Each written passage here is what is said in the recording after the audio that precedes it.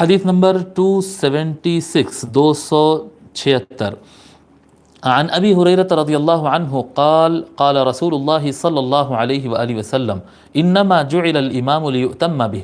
رسول اللہ صلی اللہ علیہ وآلہ وسلم نے ارشاد فرمایا بے شک امام کو اس لیے بنایا گیا تاکہ اس کی اقتداء کی جائے. فاذا کبر فکبروا، پس جب اللہ اکبر کہے امام تو تم بھی اللہ اکبر کہو. واذا قرأ فانصتوا، اور جب امام تلاوت کرے تو تم سنو غور سے. وَإِذَا قَالَ غَيْرِ الْمَغْضُوبِ عَلَيْهِمْ وَلَا الضَّالِّينَ فَقُولُوا آمِين، اگر امام غیر المغضوب علیہم ولا الضالین کہے تو تم آمین کہو. وَإِذَا رَكَعَ فَارْكَعُوا، اگر امام رکوع کرے تو تم بھی رکوع کرو. وَإِذَا قَالَ سَمِعَ اللَّهُ لِمَنْ حَمِدَهُ فَقُولُوا اللَّهُمَّ رَبَّنَا وَلَكَ الْحَمْدُ، اگر امام سمع اللہ لمن حمدہ کہے تو تم اللہم ربنا ولک الحمد کہو. وَإِذَا سَجَدَ فَاسْجُدُوا، اگر امام سجدہ کرے تو تم بھی سجدہ کرو.